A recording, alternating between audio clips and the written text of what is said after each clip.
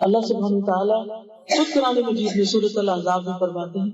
وَاذْكُرْنَ مَا يُتْلَى فِي بُيُوتِكُنَّ مِنْ آیَاتِ اللَّهِ وَالْحِکْمَةِ،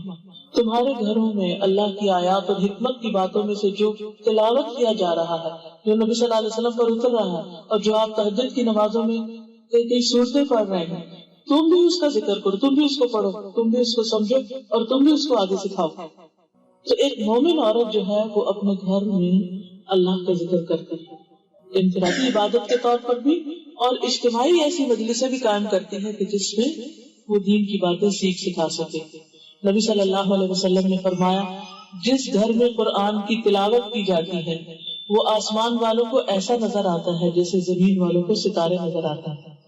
یعنی آپ کا گھر اوپر والوں کے، جو فرشتے ہیں، یہ جو بھی اللہ کے پیارے ہیں،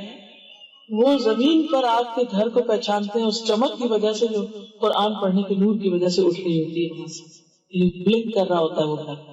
کیونکہ یہ بھی ایک نور ہے۔ پھر اسی طرح رسول اللہ صلی اللہ علیہ وسلم نے فرمایا جو لوگ اللہ کے گھروں میں سے کسی گھر میں اللہ کی کتاب کی تلاوت اور آپس کی تعلیم میں مصروف ہوتے ہیں، ان پر سکینت نازل ہوتی، رحمت انہیں ڈھانپ لیتی، فرشتے انہیں گھیر لیتے ہیں، اور اللہ ان کا ذکر اپنے پاس موجود فرشتوں میں کرتا ہے۔ تو جن گھروں میں ذکر ہو رہا ہوتا ہے، اللہ سبحانہ وتعالیٰ عرش پر اور عرش کے ارد گرد جو اس کے مقرب فرشتے، ان میں ایسے گھروں کا ذکر کرتے ہیں، ایسے بندوں کا ذکر کرتے ہیں۔ تو آپ دیکھیں کہ کیسے خوش قسمت ہیں وہ لوگ کہ جن کا ذکر عرش پر ہوتا ہے، فرشتوں کی مجلسوں میں ہوتا ہے، آسمان والوں میں ہوتا ہے، بلندیوں پر ہوتا ہے۔ پھر اسی طرح رسول اللہ صلی اللہ علیہ وسلم نے فرمایا جو آدمی اپنے گھر میں طہارت حاصل کرے، وضو کرے، پھر وہ اللہ کے گھروں میں سے کسی گھر کی طرف چلے تاکہ وہ فرائض میں سے کوئی فریضہ پورا کرے، تو اس کے قدموں سے ایک سے گناہ مٹیں گے، دوسرے سے اس کا درجہ بلند ہوگا۔ پھر اسی طرح یہ ہے کہ ان گھروں کی مذمت کی گئی ہے قرآن مجید میں جو انسان کو اپنی زندگی کے مقصد سے غافل کرنے والے ہیں۔ سورۃ التوبہ میں اللہ تعالیٰ فرماتے ہیں وَمَسَاكِنَ تَرْضَوْنَهَا أَحَبَّ إِلَيْكُم مِّنَ اللَّهِ وَرَسُولِهِ وَجِهَادٍ فِي سَبِيلِهِ فَتَرَبَّصُوا حَتَّى يَأْتِيَ اللَّهُ بِأَمْرِهِ وَاللَّهُ لَا يَهْدِي الْقَوْمَ الْفَاسِقِينَ،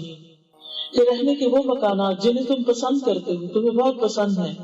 بہت خوش ہوتے ہو اپنے گھروں پر، اگر تمہیں اللہ اور اس کے رسول اور اس کی راہ میں جہاد کرنے سے زیادہ محبوب ہے، یعنی اللہ سبحانہ وتعالیٰ سے زیادہ محبت ہے اس گھر سے، رسول اللہ سے زیادہ محبت ہے اس گھر سے صلی اللہ علیہ وسلم، اور اس کی راہ میں جدوجہد کرنے سے زیادہ پیارا ہے کہ وہ گھر تمہیں اتنا پکڑ لیں کہ تمہارے پاس ٹائم نہ بچے اللہ کے لیے نکلنے کا، یا اللہ کے لیے کوئی بھی اچھا کام کرنے کا، یا اللہ کے دین کی خدمت کے لیے، تو تم انتظار کرو یہاں تک کہ اللہ اپنا حکم لے آئے، اور اللہ نافرمان لوگوں کو ہدایت نہیں دیتا۔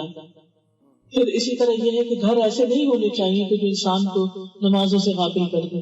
بیڈ ایسا کمفرٹیبل نہیں ہونا چاہیے کہ جس میں سو کر انسان فجر کی نماز قضا کرے،